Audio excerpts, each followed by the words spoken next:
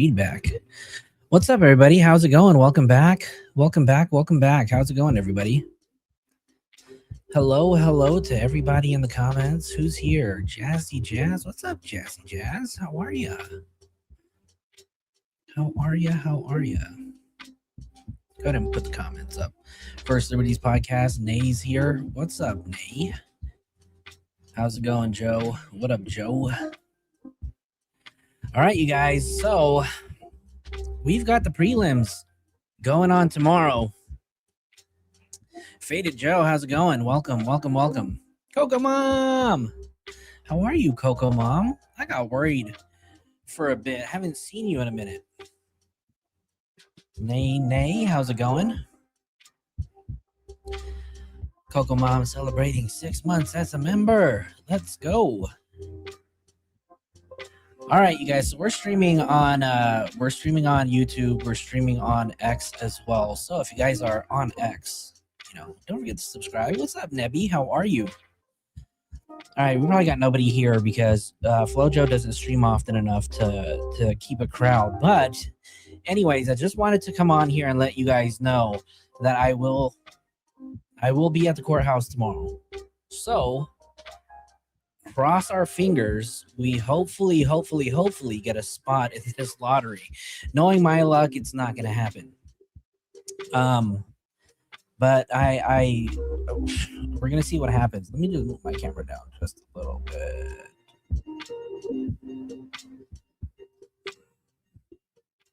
All right, cool. That should be good.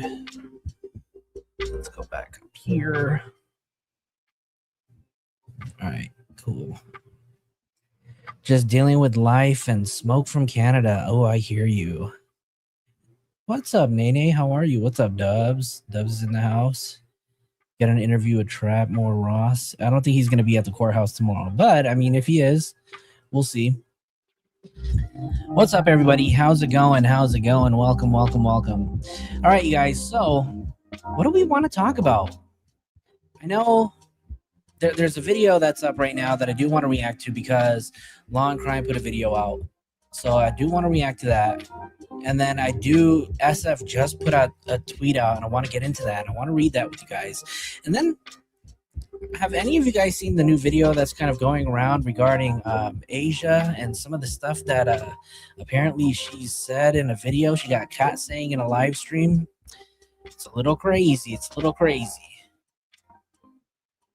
We'll definitely get into it in a bit. Let me just make sure that I have everything's good.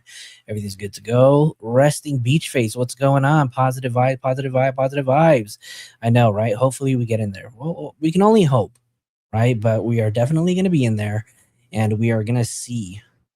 I haven't watched any new videos yet. Well, I do have one that I do want to share. However, I do want to take a look at. I'm going to show you guys this video because it is of Asia. Let me just make sure that I find it. Okay, so I posted it on X earlier today. And if you guys aren't on there, you guys, X has become one of the newer platforms that I've been like most active on. So if you guys aren't following me on X, make sure you guys are following me here because I am pretty much active on here pretty much all day. But I want you guys to check out this clip. This is a video clip of Asia and somebody. I don't know who this content creator is, but it seems like Asia was seen on a stream, and she kind of jokes about, unaliving and dating, A minors. So we're gonna check it out, and I want to see what you guys think about it. Let's go ahead and get right into it, you guys. If I win, you gotta get a number. Oh shit. That's good. That's all I said. Damn, bro. But we gotta be low key about it. I'm just hoping, like, we're at an arcade. I hope I don't get a minor's number, bro. Like, not. You gotta ask. She just said, "I hope I don't get a minor's number." You guys. Oh Lord. Oh God. Ask the age first. No, you never ask the age. Y'all just hear that? She just said, "Never ask the age." What is she talking about? Asia, come on. Okay about it. I'm just hoping, like, we're at an arcade. I hope I don't get a minor's number, bro. Like, no. You gotta ask the age first. No, you never ask the age. You always just gotta. Cindy. Yeah, You gotta gamble. We gotta you find gamble. out later after you hook up with them. After, Yeah. you just gotta gamble your life. No, it's not gambling nothing, you know. If they snitch, you know, you just. Oh.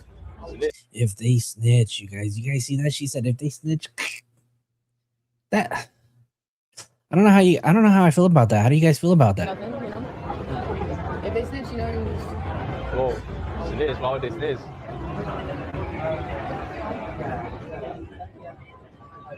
Feel that. What is on me? Oh, it's my hair. I'm kind of prepping to see whose number I'm gonna get. Like, who's gonna be down for me. That kid. No, bro, stop, bro. I'm not talking to minors today. Today. This girl just I feel like every day that goes by, it's like it just doesn't get any better for her. Like, and if you guys know, somebody in the chat, if you guys know if this is a new video, let me know. If this is old, let me know, because I mean it's barely floating around now, so I mean it could be a really old clip, but I just really think that it's the timing of this video coming out is just diabolical to me. No.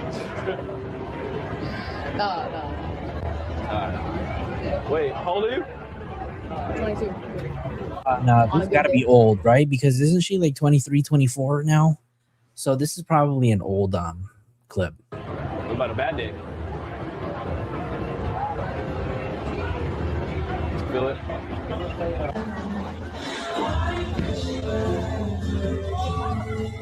No! Whack.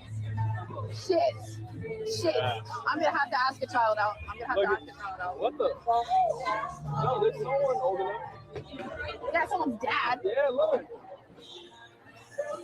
Bro.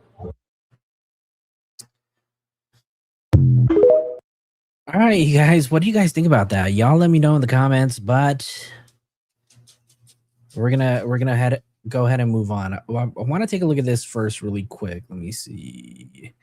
No, this isn't on TikTok. We'll go ahead and jump into the sidebar video. I think this is with Jesse Weber. Yeah. All right. With David playing in the background. What? I know, right? Flojo, makes no difference if it's old or new. She said what she said. Right, Cindy? She said what she said. Raina, how's it going? Welcome. Oops, let me go back. So I guess this is basically talking about, will David's murder case even go to trial? I want to know from you guys in the chat. If you think that this is going to go to trial, put a 1 in the chat. If you don't think this is going to go to trial, put a 2 in the chat. I'm really curious to know where you guys stand and what you guys think. I mean, I'm sure I know we're pretty much everybody, stands with this, but I'm curious if there's going to be any 2s. I'm very curious. I'm Jesse Weber. So tomorrow's the day. Day 1 of a multi-day preliminary hearing in the David murder case. This is where the prosecution is going to present evidence to convince the court, convince the judge that they have sufficient proof to support the charges for this case to move forward to trial. This is a probable cause. There you go, Joe. There you go. Joe said, if anything, he'll plead guilty to the abuse charge, but this is otherwise going to trial. I love it when Joe just kind of chimes in and shares his thoughts. Heather, what's going on? They're going to pull a Garrigo special and try to win on technicality. Eek. I really hope not. I hope not. Standard. It is a lower standard. Probable cause to support the charges. And remember what this is also about.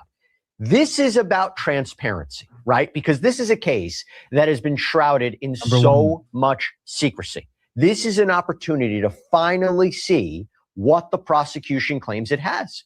So I wanted to do a preview of what we can expect, and I have some logistical details for you that I will tell you one person is pretty upset about. And I have an idea about a potential key witness, one of David's reported friends, someone we haven't spoken about a lot, but she just posted a video and it got me thinking. We'll get into that. Now, remember, David is the singer currently charged with first-degree murder, continuous sexual abuse of a child under 14, unlawful mutilation of human remains, all in connection with the death of 14-year-old Celeste Rivas Hernandez. Prosecutors allege that he was in a sexual relationship with her, that back on April 23rd, 2025, prosecutors allege that David lured her to his home in LA, stabbed her to death, allegedly watched her bleed out, which is an important detail that I'm going to get to, and then reportedly took horrifying measures to conceal this killing, all in an effort to keep her quiet about their relationship, to prevent her from coming forward, that this would have ruined his very successful, lucrative career. The special circumstances allegations, which carry heftier penalties, potentially the death penalty, include murder of a witness,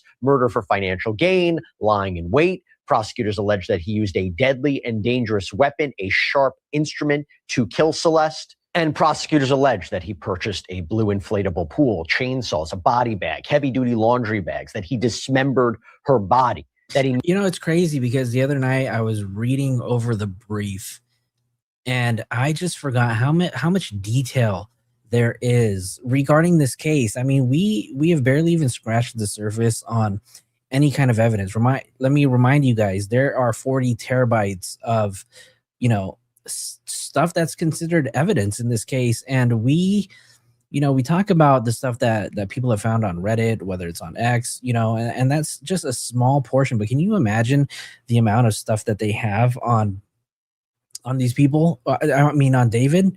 This is going to be crazy.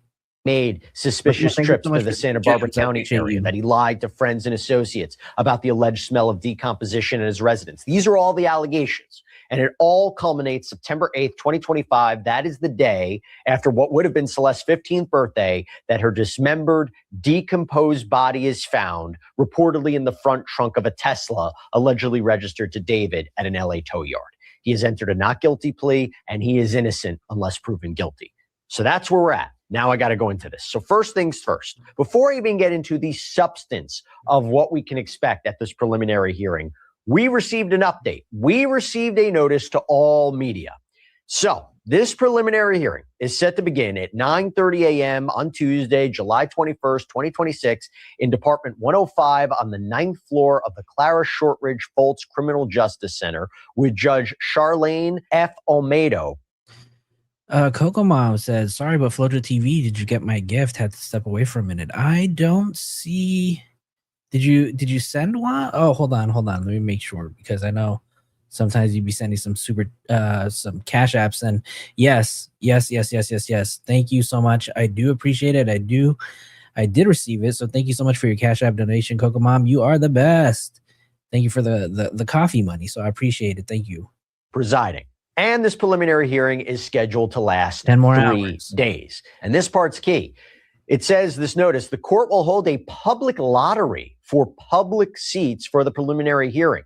The court will conduct a public lottery for 10 public seats and 10 standby seats from 7:30 to 8:15 a.m. It's going to be on the first floor lobby of this courthouse on each day of the preliminary hearing. And then it says there's going to be no photography, video, or recording that is allowed in any courtroom, courthouse hallway, or lobby at any time, including the use of cell phones to capture pictures, video, or audio recordings. So you can see why this is going to be an issue. You guys, how do you guys feel about this? I mean, do you guys think that the courts or LA is trying to hide something from the public? I mean, it is very odd that they are only allocating 10 seats to the public, and all of the media have already received their media credentials to enter the courtroom. But I do remember during one of the I forget what it was, but they were saying that anybody who wanted a media pass needed to submit their request. So I think this was during the last status conference. That I do remember that, but unfortunately I'm not media. I'm independent media, but we didn't get no media passes. In terms of transparency, right? Do you know who's not happy about this? Steve Fisher. We've had him on the program before, the private investigator who has been looking into this case. He was hired by the owner of the property where David was reportedly staying. This is the place near where the Tesla was reportedly towed. He took to X and he posted, quote, "The court is allowing only 10 members of the public into the preliminary hearing in the David case. That is outrageous, not how public act." Oh, Brian Enton's going to be there. Wow. Okay, so Brian Enton is actually going to be out here in LA. Looks like he's going to be covering this case as well. I know Lauren Conlin's going to be there. I know some other people that are actually going to be there as well. They're going to get there quite early. And I was informed that they didn't go the media route passes as well. So I'm very curious to see how this is going to go. Yeah, I saw that Lauren's already out here. I think she flew out yesterday. Media is media. The Constitution does not differentiate between independent and CNN. We want, yep. We want those press passes. I know they should allow more seats. I mean, this is a huge courthouse for that matter. There should be way more than 10 seats available. Access to the court should work. There is supposed to be a reasonable balance between seating for the press and seating for the public. This is a large courtroom, yet only 10 seats are being made available to the public. Her family has not appeared previously, and they could be called as witnesses. So they shouldn't be in the gallery anyway. They are not being held for that purpose. Not to mention, they're not allowing cameras even for the testimony that doesn't include CP. Wait, hold on. For Celebrities Podcast, you said notices for a continuance have to be filed at least 48 hours prior to the official hearing. Don't be surprised if there's a delay. You're talking about after the prelim, if they decide for a continuance. You're talking about after prelim?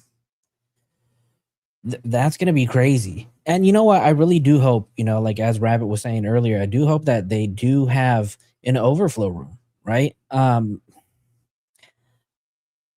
was there at the arraignment and, it was already like a media circus out there. I can only imagine how crazy it's going to be. Obviously, they're not allowing any kind of no cameras.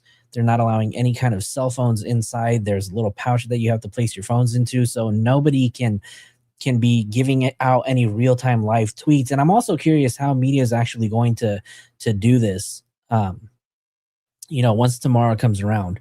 So I'm curious to see if, they're going to have some runners who are going to come out and slip a few notes out to the next person to tweet, or I don't know. I'm really curious to see how news is going to break, or if news is going to break like during, the first breaks, any kind of lunch breaks.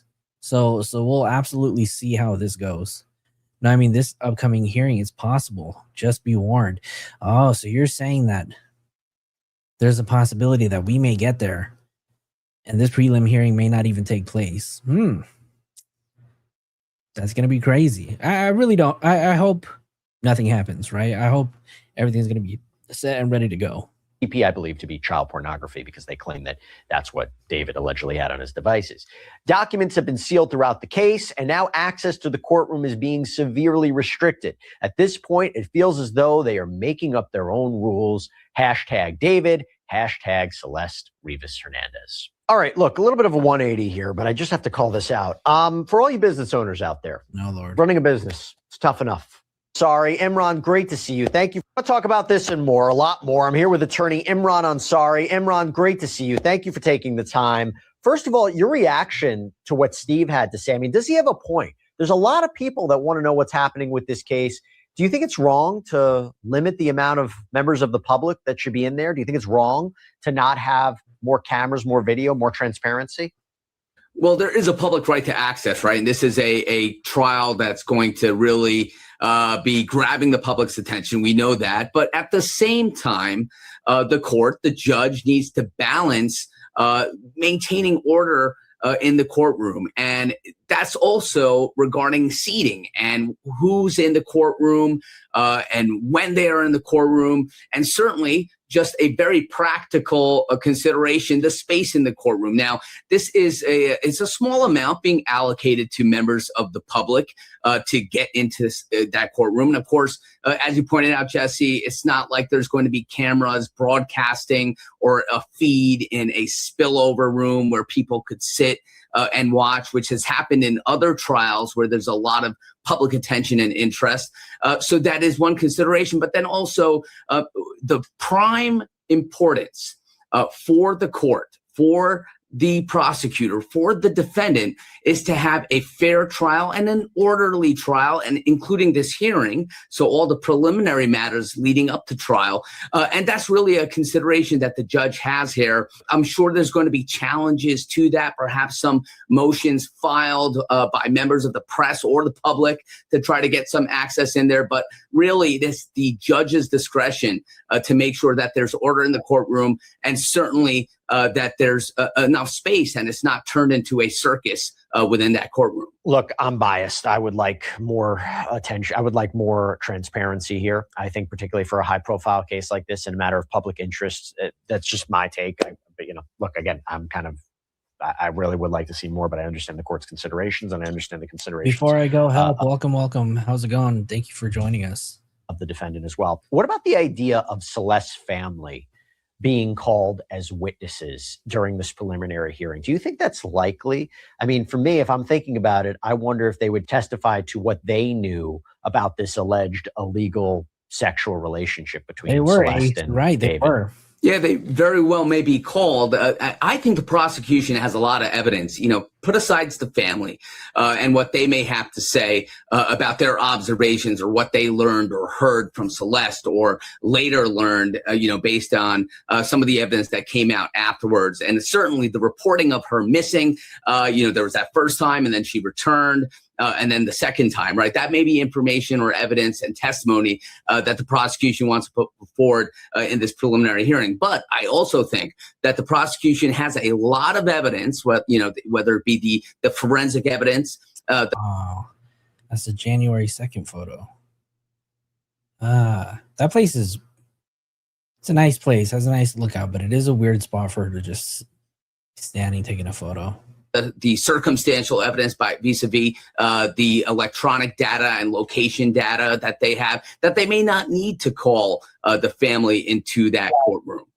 So, we'll see. I want to get into that because I want to take this potentially witness by witness, and I'm jumping ahead a little bit here because this just happened. I'm going to get into what we can expect from the preliminary hearing and who we can expect to testify. So I'm not going in order because what just came out? There was this video from Asia Collins. Okay, this is a person that we believe to be David's former friend. She posted a Twitch live stream on her account earlier this month. It was titled, "Welp, Let's Talk." Speaking of Asia Collins, I just seen a Reddit post that said Asia Collins has now made her Instagram private. Coincidence? Let's see. Here's a portion of what she said on that live stream. So immediately I go to David and I'm like, hey, this girl's saying that you're the 13-year-old. You need to explain yourself. He was like, dude, that's not even true. Like, she's like 19. And I was like, no, she's not. She said she's 13. Like, show me proof. And you know what? He showed me proof. And I was like, okay, I'm gonna back off. I feel like I'm harassing my friend. And by the way, TMZ also reported that back in June, she posted online seemingly calling David a You guys hear her donations in the background. People are subbing up to her channel. That's funny. Psychopath who lied and betrayed everyone around him. So she makes the point, look, how much more did you want me to question him? It's not like I just took his word. He's saying you show me proof. I'm not sure what you want me more to do, but she clearly doesn't believe him now. And she was trying to make the point to clarify the situation, but she was like, she pressed him. She was balancing between pressing him about this alleged relationship at the same time, not harassing who she thought was a friend. I feel like that's significant. I feel like she's going to testify, no? Yeah, she very well may be, and she put it out there, right? So she's certainly on the radar of the prosecution and everyone else who's... Put a 1 in the chat if you guys think Asia Collins is going to be testifying, whether it's at the prelim or when this thing goes to trial. And I'm not saying if. It's a matter of when, right? Because I have so much confidence in the prosecution that, and plus they're going to meet this low bar, this low standard to reach probable cause. They're definitely this thing's gonna go to trial. But okay, so you guys think that Asia's going to testify? Now I want to know, do you guys think she's going to testify at the prelim or at trial? That's going to be... I was always very skeptical of Asia's story. Same thing I said to Rabbit, who leaves IDs with other people, even if they're dating. That's a good point, and there's going to be SF's tweet, raised a lot of questions. And to be honest with you, some of these questions that he put in his tweet are some of the same questions that we've been asking for a long, long time, right? So, I mean, obviously, it's great to see that we're all thinking along the same lines, and we're all hoping that we're all going to get these answers to the same questions that we all have. And we'll get into that tweet in a bit, though. Really following this case and the events that led up to David's arrest and the horrific death here of Celeste Rivas. So, she may very well be someone who would come in and potentially testify about that contemporaneous sort of interaction with David at that time. So resting, you don't think that she's going to testify at all? I know she has been a little loud, right? She's probably been speaking a lot. So I don't know. Maybe we will, maybe we won't. Chloe, what's up, Chloe? I miss you, Chloe. How are you? Probably all law enforcement witnesses at the prelim. That's good. Well, I mean, so I'm sure we're going to hear from all law enforcement, but so any particular law enforcement that we're going to hear from, like the arresting officers or possibly the deputies that went to go visit him when they did that wellness check, right? When Riverside County contacted the LA County Sheriff's Department. I'm really curious who as law enforcement is going to be testifying. Where she's questioning the age. He's now coming to her and perhaps giving her false information. Well, giving her false information at that time. And it could be a real credibility sort of question there. If there's any sort of defense put forward by the defense as to not knowing her age and the thing and all that. But we see the evidence. And I think that's not necessarily going to hold up. I thought she might also testify because there was a portion where she said in this, she goes, there's not much more I'm paraphrasing. She goes, there's not much more I can say for legal reasons. So that makes me think like she might testify. Let's also talk about. And I know that I put a tweet out because I put a tweet out with that little clip where she's saying that, she can't speak for legal reasons and that she has been compliant with law enforcement. And I accidentally mentioned in that video that she was cooperative. Big difference, right, Ava? I think Ava was the one who clarified in the comments too. There's a big difference. Cooperating and compliant. Neil Langston for a minute. Okay, Neil Langston is somebody who has come up throughout the course of this case. This is another one of David's apparent friends who ran in a circle. We know a few months back, there was a video obtained by TMZ. It was posted apparently from July 2025 showing what appears to be David and Langston at what seems to be this Hollywood Hills property, with David saying the smell is from him going to the bathroom. And a prosecution filing states that David, quote, lied to friends, business associates, and others about that strong smell of decay in and around the home and the car. And Neo. Okay, so, I mean, the brief mentions that he was lying to friends, business associates, etc. So are we under the assumption that he absolutely kept the body there? Is that what the prosecution is leading us to believe? Because he was lying about the smell, like which we can see from that video clip on 4th of July. I mean, do you guys, because that's one of the bigger questions, and I know SF asked that in his last tweet, is where did he store Celeste from April 23rd to May 5th, right? That is what we all want to know. And then afterwards, because that video that we saw was July 4th, so that would have been, what, May, June, July, almost 3 months of where he could have stored her. So if that 4th of July video, was referencing the smell of decay, was her body really close? Was her body possibly inside that home still?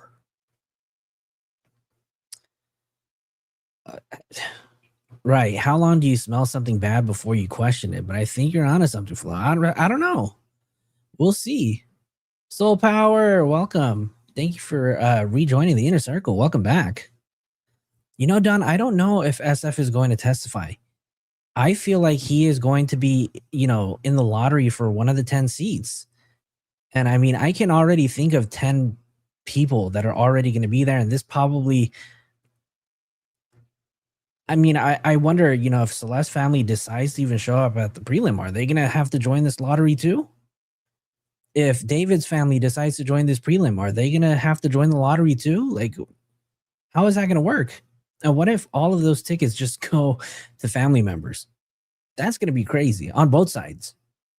Right? Neil Langston, he was arrested in Montana, was seemingly brought back to LA to testify before a grand jury. In fact, last week we learned the defense is going to receive copies of transcripts from grand jury proceedings, including the day we believe Langston showed up in court. Remember, a few months ago, TMZ captured footage of him reportedly entering the courthouse. TMZ also reported that he was only testifying in front of a grand jury for about 30 to 40 minutes. It raises questions about what did he actually testify to, whether he pleaded the fifth. But we also know he too took to social media after all this. There was an Instagram story post where he seemingly called David. That's an old photo of Neo. Oop, and they put his mom's name out there. A D-head, posted, quote, "Thankfully, I'm legally fine in every way. And boy, do I got all my receipts for things. Ha, ha, ha, ha, ha." Then he reportedly posted, "I think the worst part is that I've told so many people that I trust and I thought knew me as a person, my side of things, all for that to be thrown out the effing window as soon as I get arrested and they slap that D-head's name next to mine.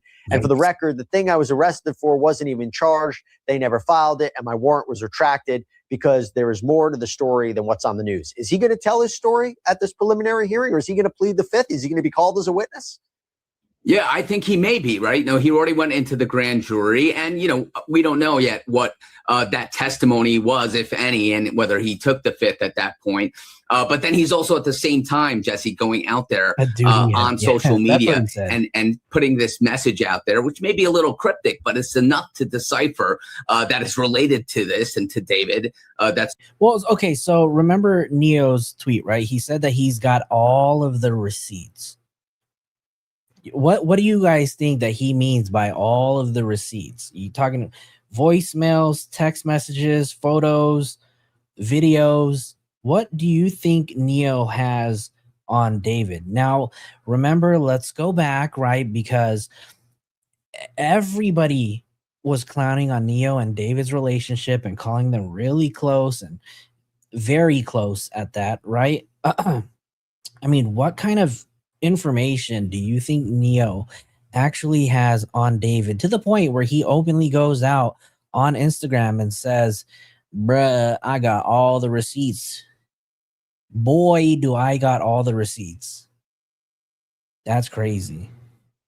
Certainly there. And if he was represented by counsel, you would, and he was not, has not given any testimony or any statements that's going to be used by the prosecution, you certainly would think that he would have had the advice. You better not go out there on social media and start yapping, by an attorney. So I think he may testify. I think he probably did testify before that grand jury as to the smells, the observations, the things that he learned or he was told by David as this was being covered up allegedly. And I think that he may very well testify at this preliminary hearing because it's part of the prosecution's case and it gives context aside from the forensic evidence, aside from the geographical evidence that's gleaned from the Tesla and from the phone, etc. It's a live witness coming in as to observations that he saw.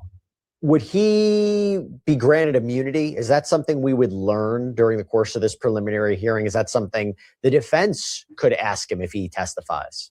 Certainly so, right? So if the prosecution struck a deal with him and if there was any sort of leniency or not immunity given, of course, in grand jury, that's commonly done. Even with this preliminary hearing, if there's any sort of deal with the prosecution, that's going to be exploited in any way they can from the defense team. But then again, can you score points even if you are attacking credibility? Because this isn't necessarily a credibility determination if he does take the stand. It's really going to the observations that individual made at that Hollywood Hills house, his interactions with David, right, and not so much something where, all right, he cut a deal with the prosecution to get out of any sort of culpability here. Imran, let me just take a step. So First Liberty's podcast is, not only did he suggest that his warrant was quashed, right? I mean, we even got comments under some of our videos before that basically stated that, his arrest was bogus. So I'm very curious to see, what kind of deal, Neo may have worked out with the prosecution. Or, maybe if he just came clean and just gave them everything that they wanted. But, I mean, what we do know is that he did show up to the secretive grand jury and only spent 30, 45 minutes tops, right? So, I don't know. Back for a second. So I'm jumping ahead to these witnesses who may be called. I think the first witnesses to testify for the prosecution in a preliminary hearing are the lead detectives. No, I mean, the ones that are going to kind of summarize all the evidence. Based on LA County District Attorney Nathan Hochman, he had this press conference when it was announced that David was arrested. And I recall he said at the time that the LAPD detectives on the case are Josh Byers and Corey Farrell. Aren't they going to be the main witnesses at this prelim? Yeah, Jesse, I think they will, because you have to analyze or look at the real purpose of this hearing, right? It's a preliminary hearing to determine probable cause and whether David is going to go to trial here and the evidence was sufficient to support the charges brought against him. So what are you going to do in terms of a prosecution standpoint? You want to get that evidence before the jury, and you're going to have to establish chain of custody and things like that, and observations by law enforcement, what led into the investigation here for probable cause to arrest. And you're going to do that through those detectives. And this case really is a law enforcement investigation heavy case because you have the discovery of the body in the Tesla and sort of the working your way back from a law enforcement standpoint, an investigatory standpoint, where you're looking at that geodata, when you're looking at, the purchases that David is allegedly making for those very damning and incriminating sort of items for concealment of the body. And then you're also looking at and getting in evidence and testimony through the detectives, through law enforcement, as to the recovery of things like the inflatable pool once they get the search warrant. That's all damning evidence here for the alleged allegations against David, and ultimately for the prosecution to make their case. And specifically in this preliminary hearing, Jesse, I think that's what they're going to lead with, because they want that out there before the court early on to establish the evidence and the sufficiency of that evidence. Viking woman, welcome. Thank you for hanging out. I appreciate you. Long time no see. 54 warrants, you guys. That's how many warrants they have currently under seal. So I'm assuming that maybe starting tomorrow, we're going to see a few of these warrants become unsealed. There's going to be a lot of information that we're going to see, right? And this is there's going to be so much to talk about. The preliminary hearing is expected to last, I don't know, roughly about 3 to 4 days. I even heard at one point that they've allowed up to 9 days for this preliminary hearing, should it take that long. So I know they're going to be meeting on Tuesday, Wednesday, not Thursday, and then on Friday. And if they need to continue into the next week, then they're going to do that. But I know one day this week they're not going to meet. So this is going to be quite interesting. One of the biggest question marks from the prosecution's prior filing was they claimed David stabbed Celeste and watched her bleed out. Do you think the prosecution, through these lead detectives or maybe another witness, is going to explain how they know that, how they know that he allegedly watched her bleed out? Are they just assuming that because they claim that no one called emergency services? Or do they have a witness? Are these detectives going to say, we have surveillance footage of this? Or is that, again, am I just looking too much into it and they're saying they watched her bleed out because he allegedly didn't call emergency services?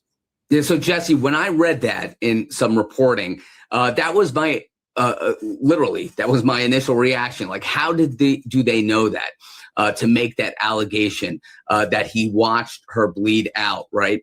And I had that same sort of question. So I'm thinking through it. It may not necessarily be something as clear-cut as surveillance footage or a witness who we probably would have heard about if there was anyone present during this when this happened. And I think it's pretty clear there wasn't. It may be supported by medical evidence, although she was so decomposed, the body parts, that we know that the medical examiner also struggled with the determination at one. Well, I mean, he may have struggled, right? But I do know that there was a video that just came out with Dr. Uday Ukpo, and basically in that video, there were just 3 things that really stood out, in that video. And basically what he said was, she did not die from drugs. What else did he say? She did not die from natural causes, and that she was indeed stabbed. Right. So I'm curious to see what other evidence they're going to be showing to indicate and prove that, he stood while she bled out. Point of death and things like that, right? So it could just be speculation at some points, right? That there was no assistance called, 911 wasn't called. We know at least that you were penetrating wounds that led to the death, and that likely there wasn't any sort of remedy or medical treatment in terms of David allegedly placing anything to stem the bleeding or things like that. So I think we're not necessarily against some clear damning evidence such as surveillance, but I think you could put 2 and 2 together, and that's where they get that statement. Do you think these lead detectives are going to finally reveal the text messages between David and Celeste, or is there going to be a Cellbrite expert or somebody from digital forensics? Because you go back to the prosecution's brief, and they say that there are these text message exchanges between the defendant and the victim on April 22nd and April 23rd, 2025, where the victim threatened to expose the defendant and destroy his career. That the night prior, April 22nd, 2025, defendant and the victim engaged in a lengthy argument described in detail in their text messages. The messages revealed the victim's jealousy over defendant's relationships with other women, Abraham. as defendant led her to believe they had a future together. She became extremely upset and threatened to disclose damaging information about her relationship with defendant to end his career and destroy his life. So do you think that either the lead investigators or somebody from digital forensics is going to testify to those, the content, the substance of those messages? Yeah, absolutely, Jesse. I think we're going to see those text messages. We already know the substance or the sum and substance of those text messages based on those filings. And the prosecution is likely to call someone from the cell phone carrier or an investigatory body that is able to lay the evidentiary foundation for those text messages to come into evidence. And of course, the detectives or law enforcement staff who ultimately took those or were able to get that off his phone or any other methods to get those messages that were exchanged between the two. But I certainly believe that we're going to see those text messages. And of course, the prosecution doesn't have to show or prove motive, but there's always a desire. This is a preliminary hearing, but let's say this goes to trial, a desire from the jury to hear motive, for a complete narrative as to why something so tragic happened. And those text messages give the prosecution the ability to argue motive here in this case, whereas there's the jealousy, the threat to expose him right when he's about to release that, that premiere or, the first album, go on tour and he's on the sort of verge of stardom there. So that's that motive there. And I think we're going to see the text messages really taking a front role in the evidence. So really quick, just in case you guys are tuning in, yes, I will be at the courthouse tomorrow. And so with that, I will ask if you guys can do me a favor, hit that like button, hit the subscribe if you guys aren't already. Make sure you have your notifications turned on so that when I do go live, you guys will be able to catch everything that we have, going down. Also, if you guys do want to help, support the channel, we do have a few ways that you can support the channel. You can donate, super chat. We have Cash App, we have Venmo. If you guys want some of the mods, if you guys can drop the links in the chat.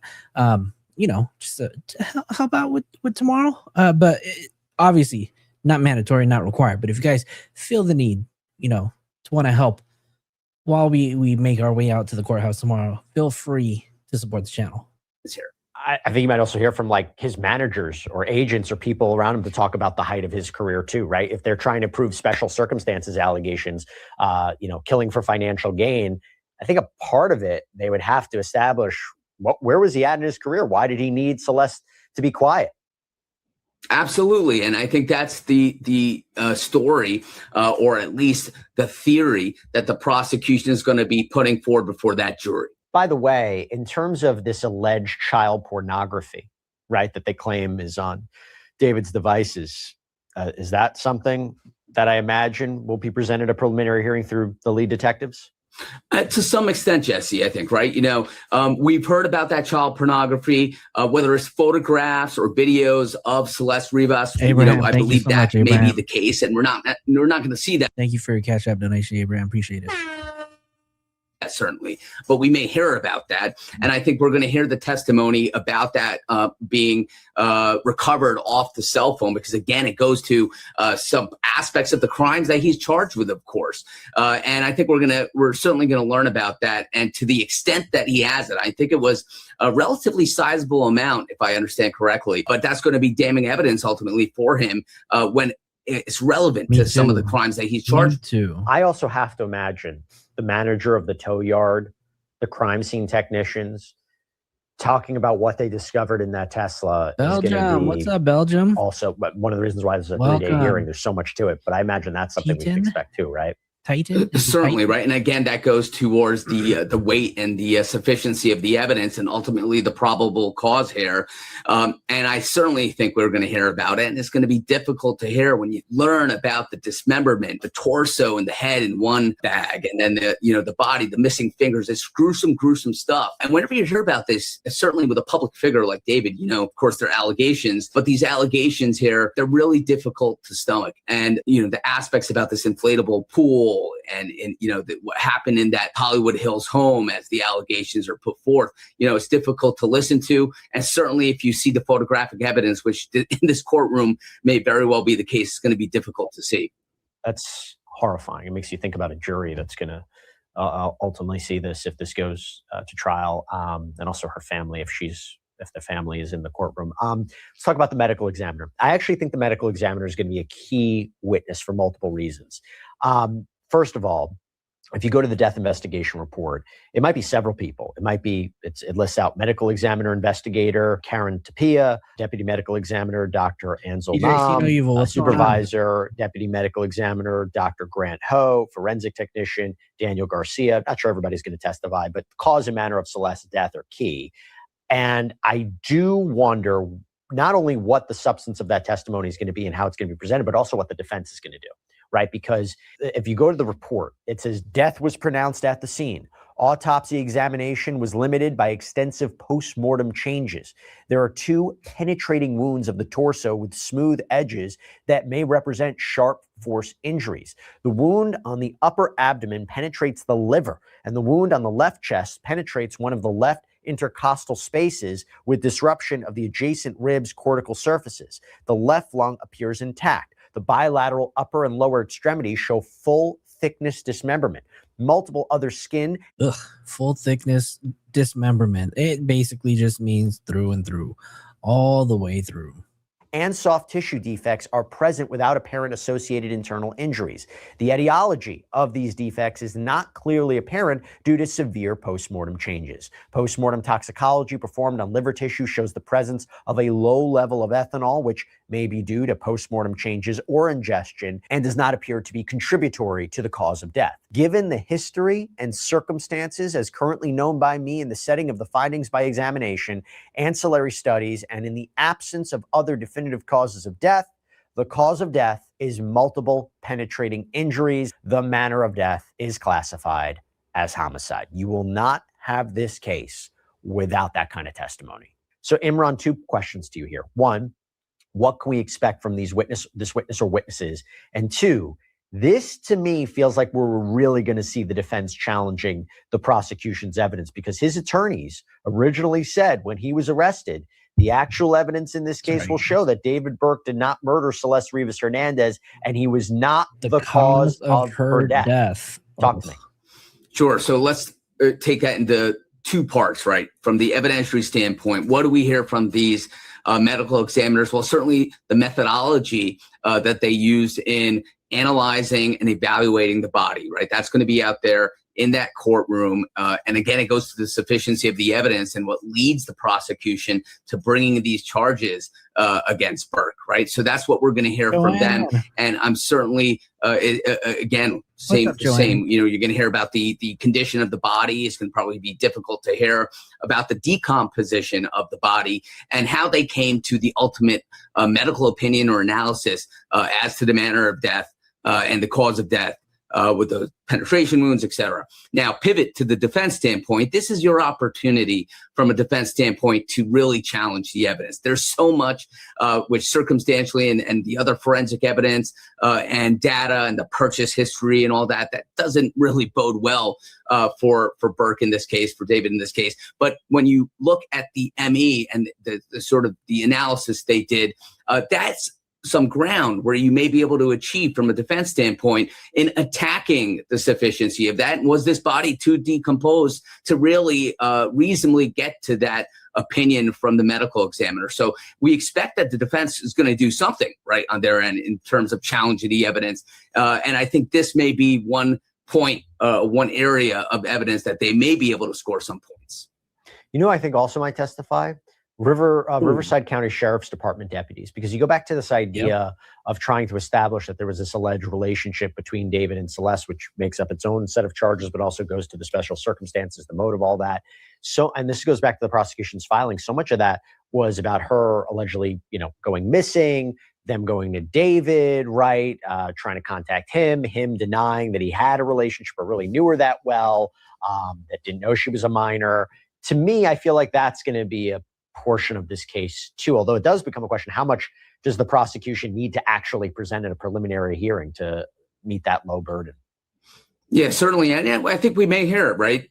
Because the prosecution, put yourself in their shoes for a moment. They want to come in strong here. They don't want to leave anything to chance, right? If you have the evidence and you have the testimony, you should present it. And I think you may hear about that, right? Sort of that evasiveness or, untruths potentially as alleged here from David. And that really does go to a consciousness of guilt potentially, and they want to put that before the court, right? There's no need. You already know about it. The defense already knows about it. No one's sort of scoring any points by keeping it back. And I think we may hear that evidence. Certainly it would benefit the prosecution if they put that before the court. Sort of the demeanor and the statements being made by David when he is, brought in for questioning. So I expect that we're going to hear that evidence.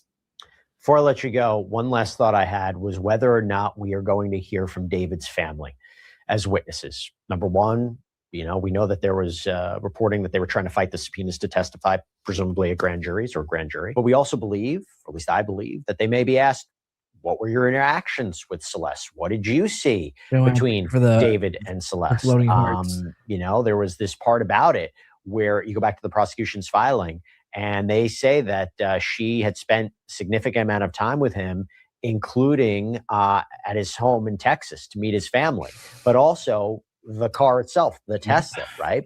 The Tesla itself, there is reporting, according to authorities, it was registered to David in Hempstead, Texas. You think his family is going to make an appearance, testify at this preliminary hearing? Put a 1 in the chat if you think David's family is going to show up at that preliminary hearing, or put a 2 if you don't think they're going to show up at all. Possibly, right? There is that interesting fact that you just mentioned was that, he took her to meet his family, right? So they had the opportunity at that point to observe the relationship, their interactions with one another. And if the prosecution finds that that's going to somehow move the ball forward here at this hearing, you may hear from them. I certainly think you may hear from them if this does go to trial before a jury, because then obviously the depth of the evidence and the broadness of the evidence is going to be all the much more greater there. So you may hear from them at this preliminary hearing. You may not. I don't think the prosecution necessarily has to call them.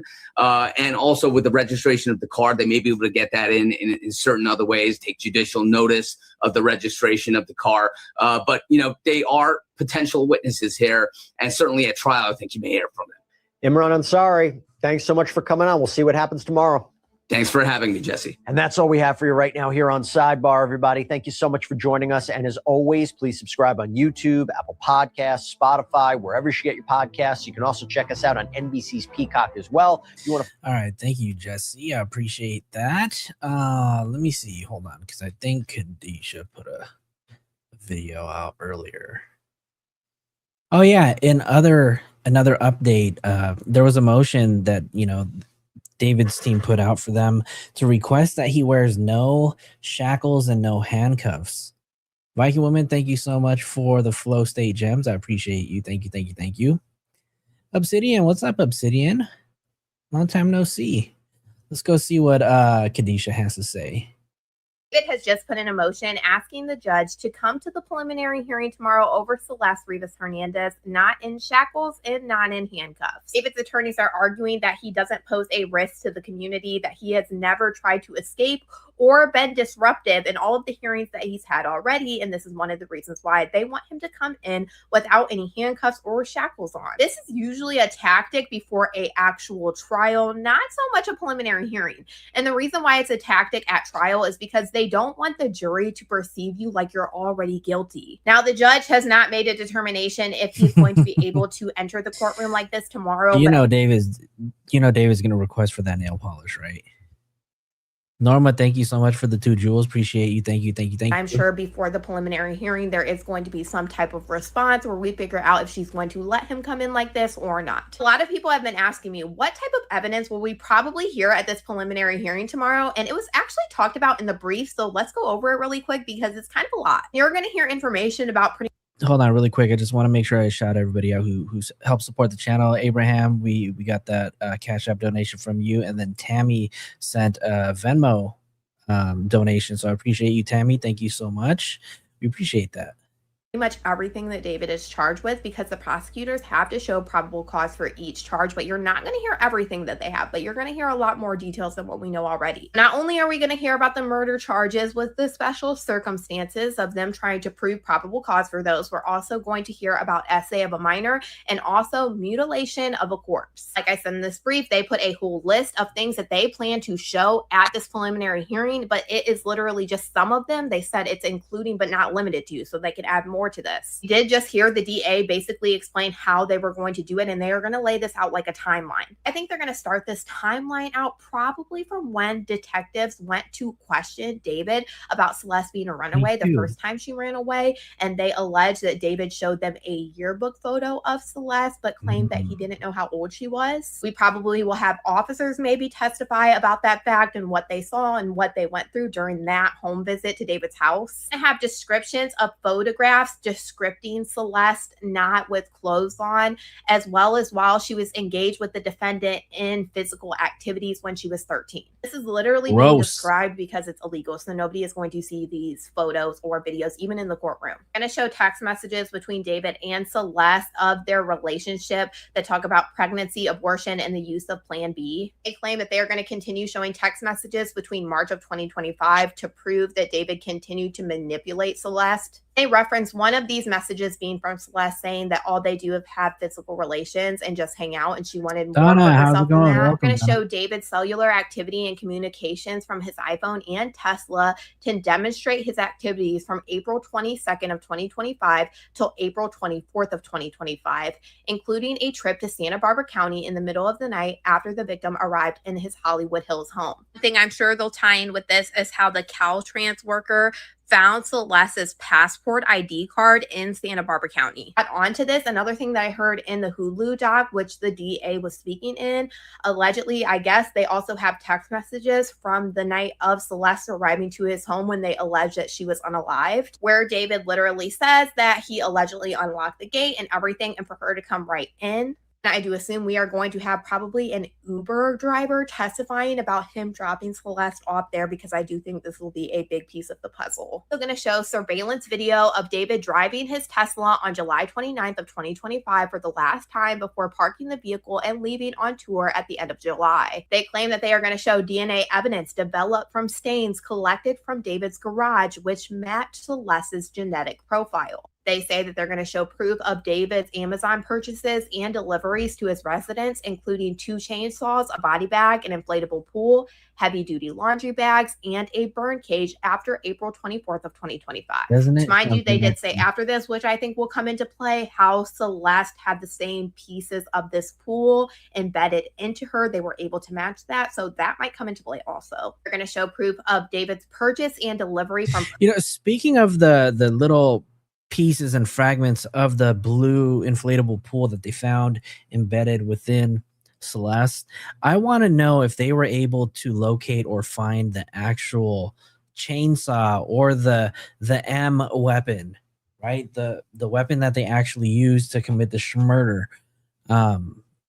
obviously we know that he poked her twice. So I'm curious to know if they were able to locate it. Obviously they wouldn't need it, but I'm very curious to know if they actually found it and if they actually found that first chainsaw. So I mean, I don't know. First Liberties, if they actually found the murder weapon and the other chainsaw, do you think that they would place that in the brief, or is that something that they're going to hold in their back pocket till afterwards? Or Chloe, if you're still here, if they found it, do you think that they would have told us in the brief? Postmates a shovel from Home Depot to his home on April 24th of 2025. They're going to show Uber records showing David's transaction where he ordered an Uber to pick up Celeste from her Lake Elsinore home and transport her to his residence the night of April 23rd of 2025. And they're basically going to show David's career, like how he was on the uprise, how his literal album was coming out just days before this. And this is what they are alleging with the financial gain. Also going to show the text message exchanges between David and Celeste on April 22nd and April 23rd of 2025, where she threatened to expose him and destroy his career. And this is a big part of the puzzle because this is what prosecutors are alleging the reason for her unaliving was because she threatened him. It also falls into the special circumstance of murdering a witness. They are alleging that Celeste was in a illegal relationship with David and she was going to out this, but he, unalived her, so she couldn't do that. They saying this is just some, but it's not limited to, so they could have more, and there is more to talk about. One of the things they talked about in this brief also, but didn't say if they're going to talk about it at the preliminary hearing, is when David this guy is absolute. This kid also is probably going to be called up to testify.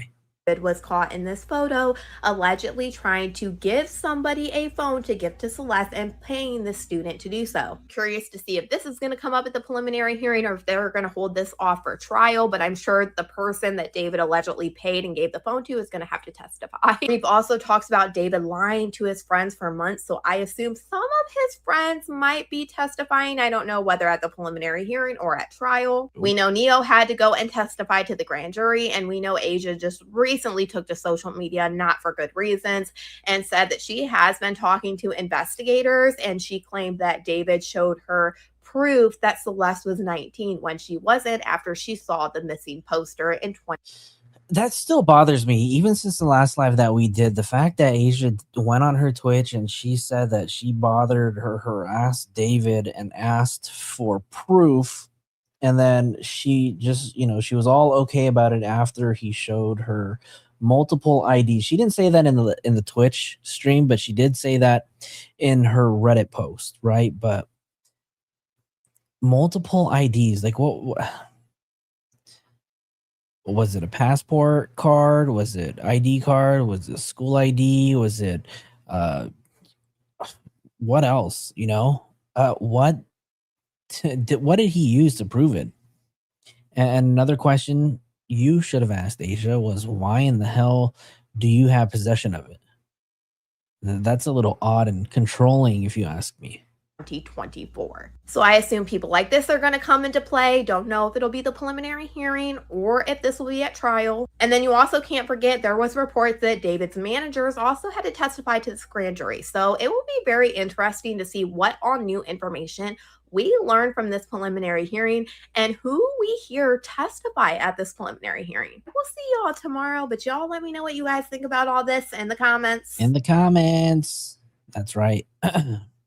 Joanne, thank you so much for the 10 gems. I appreciate you. Thank you. Thank you. Thank you. Thank you to everybody who supported the channel tonight. I appreciate you guys. Do me a favor if you guys can, hit the like button, hit the subscribe if you haven't already. I know it's been a while. Flojo doesn't stream anymore. Jesus, how come he doesn't go on anymore? I've been super busy with work, but that's not an excuse, you guys.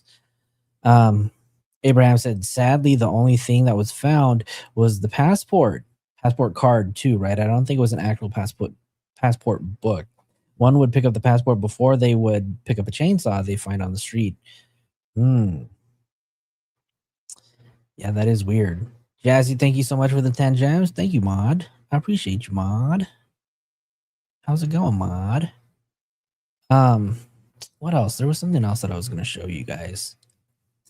Oh, hold on. Let me see. Where is it at?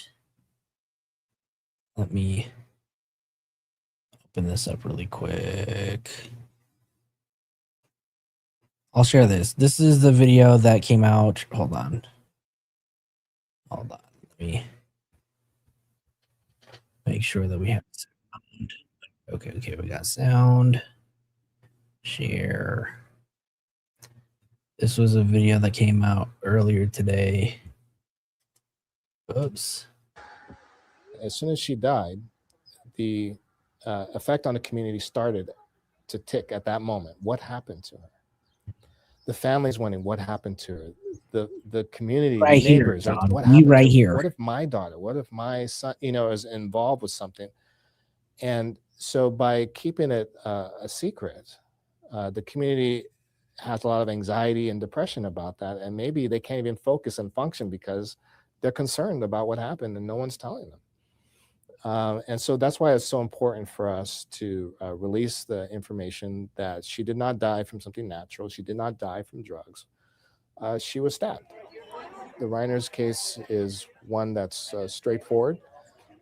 There was actually information provided about the deaths before we even were called out that was shared. And it's look at that look that he's just giving to his dad. It's crazy. Psychotic. Clear to me what sort of information we have that would ruin the case if someone else found out. I was part of a community meeting where someone said one thing we got to do is separate the coroner from the sheriff. That's a big problem in our county. To this person's surprise, I said there's no such thing as a coroner in LA County. We're pretty certain that the sheriff and the coroner because of the association. So that's why it's so important to establish our independence as an agency where we independently determine the cause of death and also the manner of death. All right, hold on. There's one more video that I do want to show you guys because he kind of does talk about David. This is Julian Dory. He had Joseph Scott Morgan on his show. Let me see. This was literally in the middle of a Charlie Kirk podcast, but they kind of brought up David. So let me just share this with you guys really quick. He does. He definitely looks like Al Roker. Springing from this defect, you're not, hey, where's the ambulance? Well, right. Somebody call 911. That's you're right. not going to do that. You're moving. You're moving, dude. You're moving. Okay. You're moving. Getting him in there, getting him to the hospital. I'd be curious as well. If you look at like presidential, motorcades, I know it's not the same thing, but most people that run security operations that are like really class acts at what they do, and they have a principle that they're protecting. Oh, they know where the close. I think I'm at the wrong timestamp. My bad.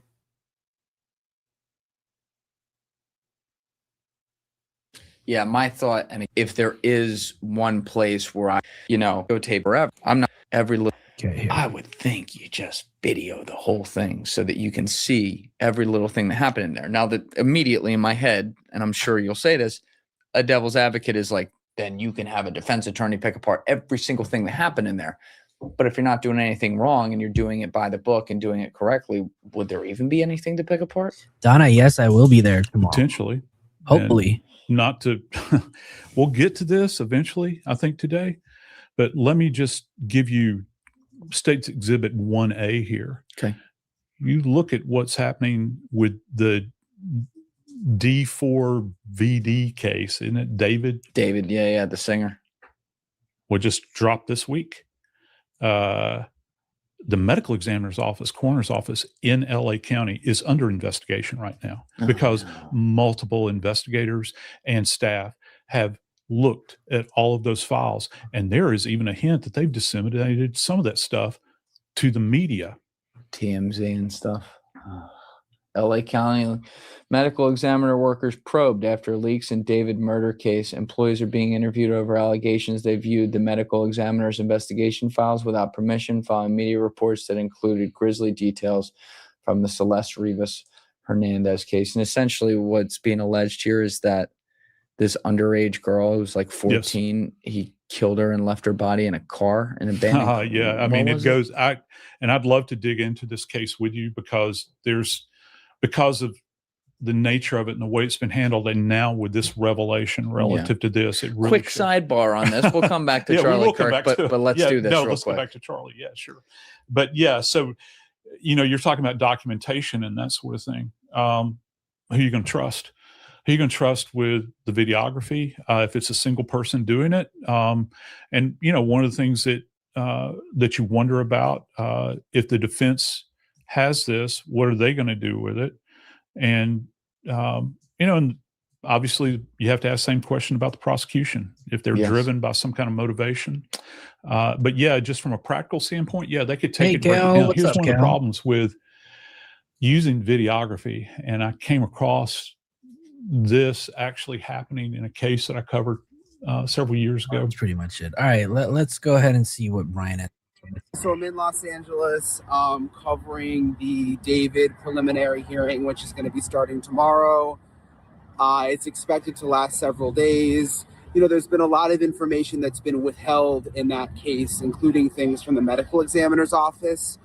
So I expect we're going to learn a lot more and about a lot of the evidence that the prosecution has against David. He's, of course, accused of killing Celeste Rivas Hernandez. Just a very, very, very sad case. What's interesting, too, is for the preliminary hearing, there's only so many spots in the courtroom, so I'm going to have to get there super early. I think I'm going to... This guy really talking about, like, I got to get there super early. Dude, News Nation got the media passes already. Get there at, like, I don't know, maybe 6 a.m. To line up, and there's some kind of lottery system, so everybody gets a ticket, and then they do a lottery to see who can get inside, which is always I have it, kind of Joanne. Do you stressful recommend 'cause it? You never really know if you're going to make it inside. So I don't know how many people are going to be there trying to get the lottery tickets, but yeah, so I'm in LA, and we'll see how the next couple of days goes. And like I said, I expect we're going to learn a lot more about the case. Hey guys, so I'm in Los Angeles. So not only will Brian Enton be there, I will also be there as well. We will be fighting for a spot. Not really fighting. We're gonna try to dip our toes into that lottery and see if we, become one of the lucky 10 to get a spot. So I don't know. If not, we're gonna be outside of the courthouse. We're gonna be streaming. We're gonna be talking about it. We're gonna have our ears close to the ground. No, not the ground, the doors. I don't know what I don't know what the saying is, but we're going to have our ears peeled for sure. We're definitely going to stick around. There's some people out there that I'm probably, going to meet out there. So you can imagine all of media is going to be there. It's going to be a frenzy. So if Trapmore Ross is there, I'll say what's up to him, but I don't believe he is going to be there. But if he is, I'll say what's up. Yeah, definitely. Yeah, no, he absolutely has a media pass for sure, right? He's got one of those official press passes. We got to figure out a way for me to get one. I don't know if there's like an association that you have to go through to get like press passes, or you get one through like the city or the courthouses, but we got to figure out a way to get one. If anybody knows the way to get like a media credentials, let me know, because I'm willing to do it. I'd love for you both to be in the courtroom. That would be awesome. I know, imagine. But to be honest with you, I don't think Trapmore Ross is going to be able to make it. I think he said it earlier in one of his videos. I have a feeling he's probably just gonna live stream possibly, and probably show another live stream, somebody who's covering it. But yeah, we'll see. Can I draw on printer paper and that would work? Yeah, absolutely. Just put a little sticker, one that says certified by Jazz, and that'll absolutely work. What else?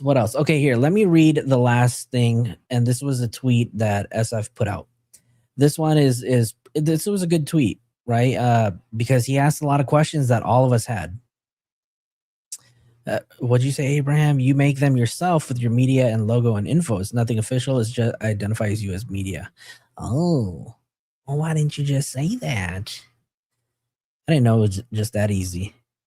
Yeah, we'll see. Hopefully not, but you'll definitely hear from me tomorrow. I don't know who normally goes to court and does this kind of stuff. Because the last time I went to the arraignment and we stayed outside waiting for a press conference, and they ended up having the arraignment across the street, and I had no idea, so we missed everything. But we were out there at the courthouse.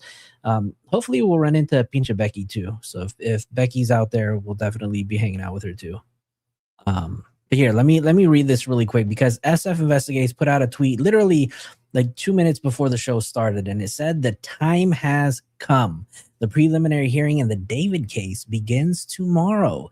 It is time for the prosecution to lay out its evidence to step on the neck of David Anthony Burke, who I believe is responsible for one of the most horrific crimes in history. There are several issues I will be watching closely. First, what is the context behind the prosecution's statement that David watched Celeste bleed out? Now, remember that the actual brief does not say watch Celeste bleed out. It actually says he stood there while she bled out. But I guess you can infer that it basically means the same thing, right? To me, that suggests there may have been a witness, some form of surveillance, or that David allegedly confessed this detail to someone who did not report it and kept his secret. Second, there was Celeste's body during the 12 days between the date prosecutors contend she was killed and dismembered and the date her body was discovered. That part of the timeline does not yet make sense to me, and I'm very interested to see how the prosecution establishes it. I also want to know what conversations took place after the news broke that David's Tesla had been found with the body of a young girl inside, and at the time he was on tour, Asia was with him, Nia had been with him, and I think Neo was only there for a few days. I don't think he was literally there like when the body was discovered. I think he came back literally a day or two after. Neo had been with him. His management team was either traveling with him or in regular contact with him. What did they ask him, and what did he tell them? Or did any of them already know? Who was staying at the house? Ooh, this is a good one. Who was staying at the house when the Tesla was towed with Celeste's body inside? So we know that the Tesla was towed on September 5th, right? So who was home? Another question he asks is, more importantly, who remained there until the night before the search warrant was served, right? The search warrant was served, I want to say, on September 17th or 18th. I can't remember exactly what date, but I think it's 17 or 18. We know from a noise complaint that someone was reportedly at the residence the night before the search. Why were they staying there, and what was their understanding of why the Tesla had been parked a block away while Asia's vehicle remained in front of the house from the time they left for the tour until after the search warrant was served? It's a good question. Jazzy, thank you so much for the 80 gems. I appreciate it. Clock it. Clock it. Now, everybody wants to know, right? Did anyone receive immunity? And if so, we may not hear from that witness during the preliminary hearing, but other testimonies may allow us to read between the lines. Finally, at the arraignment, David's attorney said the evidence would show that he was not responsible for Celeste's death. If that is their position, how do they contend she died? Who do they claim was responsible? In my opinion, David Anthony Burke is no longer fighting for his freedom. His fight is between the death penalty or a plea for life in prison without the possibility of parole. This is all my opinion, but I'm here for justice for Celeste Rivas Hernandez. Woo! You guys. He was probably on his phone during that time, in my opinion. Yeah, he probably was. Right? Just check Amazon has them. Wait, Amazon has what? If you send me your logo, I can make one for you in Canva. Hey, let's go. I got to figure out a logo because I really don't have an actual logo. But I'm open. Anybody designs, let me know. I'll send you an email about how you can get a press pass. It's not really that hard. All right, Raina, shoot it. Let me know because I definitely would be down. I'll be down for a press pass. So what are you guys' thoughts, you guys? Very legit questions, right? First, I heard about Asia's car being there. Makes sense, I guess. Oh, really? Peekaboo, yeah. SF had mentioned a while ago that 2 days, I think 2 days after the discovery of her body. Somebody, an unnamed person, had come and picked up a car that was outside of David's home. We later found out that that was Asia's dad, and another person came to David's residence to pick up the car. So I don't know. I also want to know, like, what we have 54 search warrants that are hopefully are about to be unsealed. So I will ask anybody who is, anybody on the inner circle, anybody who messes with Flojo, if you guys can get a hold of any of those warrants as they are released, I do encourage you to let me know. Send them to me via email, flojoetv, flojoetv@gmail.com. So then that way we can talk about it. Foxy, thank you so much for the 30 gems. I appreciate you, Clutch. Damn. What's it called? StreamYard needs to get it together. They need to start like showing these little gems that people are supporting the channel with. Let's see. Chad's wife. In my opinion, everyone close to David knew she was underage. Why else would her face be covered in his social media posts? Yeah, I agree. There should be absolutely no I mean, we know why, right? Because he didn't want anybody to know except for the people that he was around. I do want to know what IDs, multiple IDs he had of David. I mean, he had of Celeste. School IDs, fake passport, and then there's also the trip. There's also the trip to London, you guys, right? And for those of you guys that have been following, a lot of stuff has just come out recently about the trip to London. There's been people who have been called out to be associated with him. Earlier, hold on, let me make sure that this photo right over here is supposedly a photo of David in London. This is another photo of PSP, some plum puppers, or plum pot. I don't know what it is. Puppers. It's got some vitamin C. So this is basically just another photo just to kind of show that he was actually in London. This happens to be around the same time also that Celeste took that flight, which was supposedly on like September 18th, you guys. So a little bit after her 14th birthday. Yeah, it would have been her 14th birthday, you guys. How crazy. I'm curious to know like when she went to Houston, Houston. Was it Houston? To visit the family. And then all the other places that he flew out to, Las Vegas. Very, very odd. He has a PS Vita. Those are awesome. You have a modded one. So what does that mean, Ronan? I'm old. Does that mean you can play like any games? You don't have to have an actual game like inside of it. So what are your thoughts? What are your thoughts on this this whole London trip? You guys saw that there was the confirmation or the email receipt, confirmation email that was leaked. Let me see if we can find that. There's so much on the Reddits. Here it is.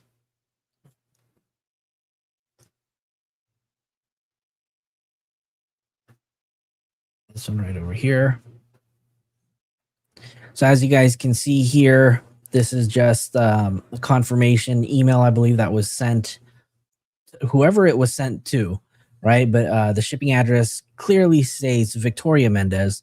Billing address is David Burke, and the billing address is in his house in Hempstead, Texas, while the shipping address is to his home here in Los Angeles. Nene, thank you for the 6-7.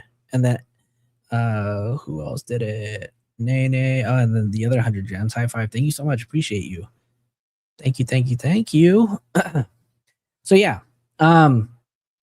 And you guys, what we did earlier, you may have seen Trentmore Ross put out this video, but Joanne, thank you so much for the $2 super chat. Flojo. Joseph Scott Morgan show is excellent. Yeah, I know. His stuff is really awesome. I was watching a ton of his content yesterday. But in regards to this, right, we see here that it's a United ticket, right? And it says here, thanks Celeste for choosing United with a confirmation number. We were able to take this confirmation number. We were able to go to a receipts page. We were able to type in the confirmation and Celeste's name. And we tried it multiple different ways at first. And the other names, we kept getting an error until we actually combined both last names. So it was Rivas Hernandez in the last name and then Celeste in the first name with the confirmation number. And once we submitted that information, we clicked enter. We got this confirmation email that said an email has been sent to the address on file, basically confirming that, this trip was real. But so $686. Taxes and fees $32, and then $150 charge for unaccompanied minor, one accompanied minor between the ages of 12 to 14. Trip insurance billed separately by Travel Guard Group, $54.73. Yeah, so it's funny because here you see this name, Victoria Mendez, right? Let me see. You guys can see right there in the middle that the name clearly states Victoria Mendez. And as you guys remember, the name Victoria Mendez is very infamous in this case because all of the equipment and items that David either Postmated, ordered on Amazon, got from Home Depot, they were all under the name of Victoria Mendez. And Strategic Eyes put out a video today. I think it was today. Maybe he did it on another live as well. But I was watching him today and he was saying that, no, maybe this was yesterday because I think I was driving when I was listening to him. But what I remember him saying is that David may have created this person to possibly be like a parent figure. So someone who would be signing off on a lot of the things for Celeste. So I don't know. David's now making up other characters. This is probably his third alter ego. His third alter ego is Victoria Mendez. You guys, I'm calling his other alter ego. That London trip is going to be a huge part of the trial. If any of the paperwork for the flight was notarized, there should be a fingerprint too. I believe California requires fingerprints and IDs at a notary. Wow. I've never got anything notarized, so I don't know. But if you're right, I said third. I don't know. He had Atami, he had David, and then Victoria Mendez was his third. I don't know. I'm just making it up. Right? They think it was a fake parent. Maybe it could have been a person, that was playing the parent figure, who was allowing Celeste to go on these trips. And maybe he made up, Victoria Mendez as a parent figure. How many alter egos does this guy have? Well, I mean, he's admitted to having about 4, right? He said that there were 4 that he was going to introduce throughout his music career. The only thing is we've only met one. We met the anime character. There was supposed to be a gaming character, the musician, and I don't know. He gave a breakdown of it in another live. Yeah, you guys, I have a lot of questions about this, right? We saw this. We saw Jack Hollenbeck. That's another name that keeps coming up. That was the guy in the "Are You Still Dating a Minor" video. You guys remember that one? Let me see. Let me remind you guys. Let me just move this over here. And then move this over here.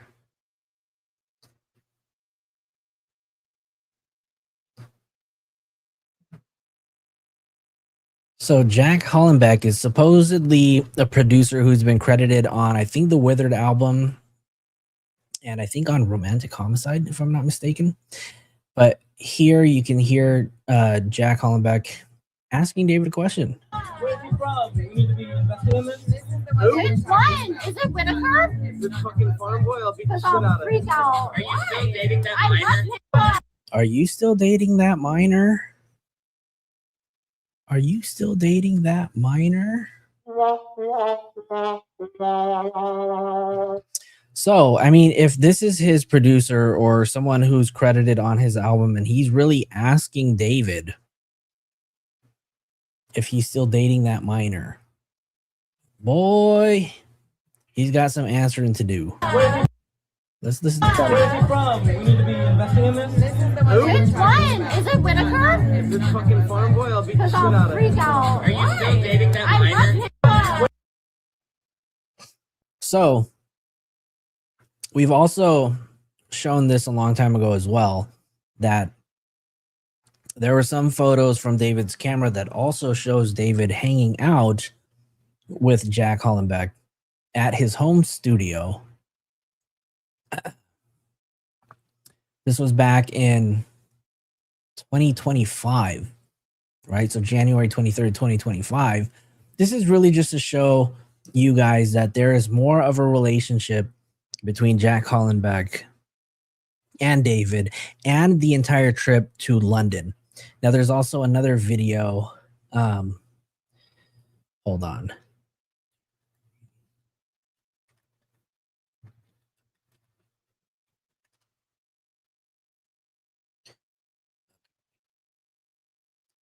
Let me also show you this too, right?